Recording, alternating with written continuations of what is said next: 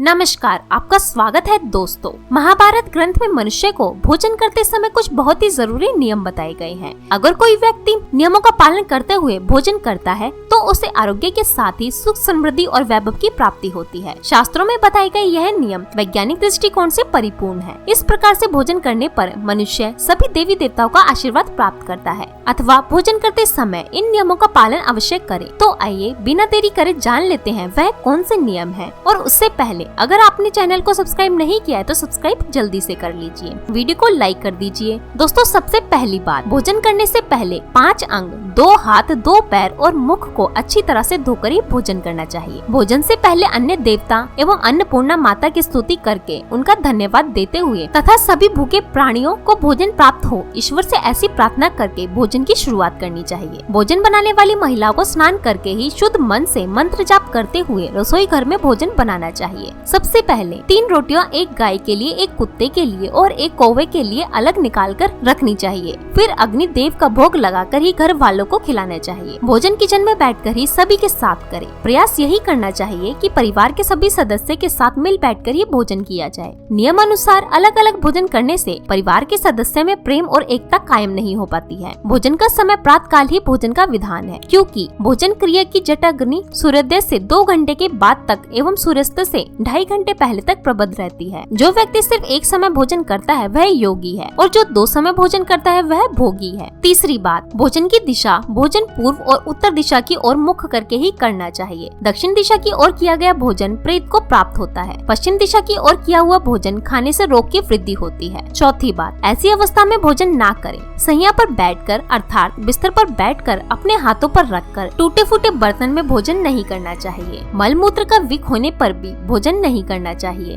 कलह और कलेश के माहौल में भी भोजन करना अनुचित माना गया है। अधिक शोर शराबे के स्थान पर भी भोजन करना उचित नहीं है। पीपल एवं वट वृक्ष के नीचे बैठकर भी भोजन नहीं करना चाहिए। परोसे हुए भोजन की कभी निंदा नहीं करनी चाहिए। खड़े खड़े भोजन करना भी अनुचित माना गया है। जूते पहनकर यह स्थित कर भी भोजन नहीं करना चाहिए। दोस्तों, आप जानते हैं कि भोजन कैसा होना चाहिए। भोजन बहुत तीखा, बहुत ही मीठा भोजन नहीं करना चाहिए। किसी के द्वारा छोड़ा हुआ भोजन भी कभी नहीं करना चाहिए। आधा खाया हुआ फल, मिठाई आदि फिर से नहीं खाने चाहिए। खाना छोड़कर उठ जाने पर दोबारा भोजन कभी नहीं करना चाहिए। जो कोई भी ढिंडोरा पीट कर खिला रहा हो वहाँ पर जाकर कभी भोजन नहीं करना चाहिए। पड़ोसे या कुत्ते के द्वारा जुड़ा हुआ भोजन कभी नहीं करना चाहिए। राजस्वला स्त्री के द्वारा परोसा गया भोजन भी करना अनुचित है। श्राद्ध का निकाला हुआ बासी या मुंह से फूंक मारकर ठंडा किया गया भोजन भी करना अनुचित है। बाल गिरा हुआ भोजन भी ना करें। अनादर युक्त अवहेलना परोसा गया भोजन भी, कंजूस के द्वारा के हाथ शराब बेचने वाले का भोजन और प्याज का धंधा करने वाले व्यक्ति का भोजन भी कभी नहीं करना चाहिए। छठी बात, भोजन करते समय ध्यान रखें भोजन के समय मौन रहे। रात्रि के समय भरपेट ना खाएं।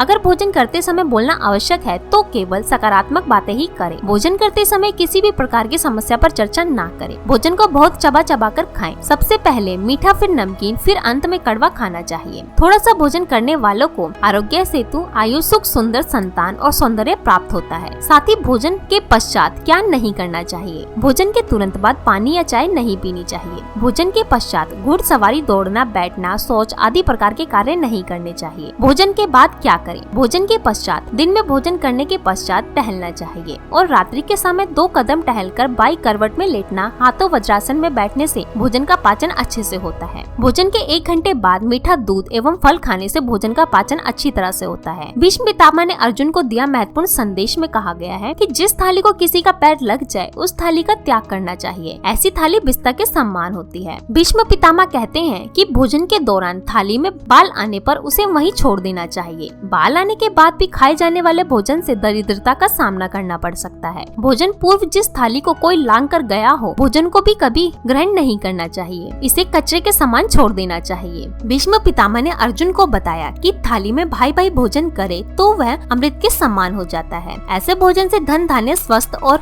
लक्ष्मी की वृद्धि होती है। भीष्म पितामह के अनुसार पति पत्नी को एक ही थाली में भोजन करने को निषेध माना गया है। भीष्म पितामह के अनुसार ही थाली में पति पत्नी भोजन करते हैं तो उसे ही थाली मादक पदार्थों से भरी मानी जाने वाली होती है। पत्नी को पति के भोजन के उपरांत ही भोजन करना चाहिए। इससे घर में सुख समृद्धि बढ़ती है। तो दोस्तों, ये थे महत्वपूर्ण बातें जो महाभारत में बताई गई हैं। अगर यह जानकारी आपको पसंद आए तो वीडियो पर लाइक करें, कमेंट में जय माँ अन्नपूर्णा लिखें। साथ ही चैनल को सब्सक्राइब करें ताकि आध्यात्मिक जानकारी वाली वीडियो देख सकें। धन्यवाद।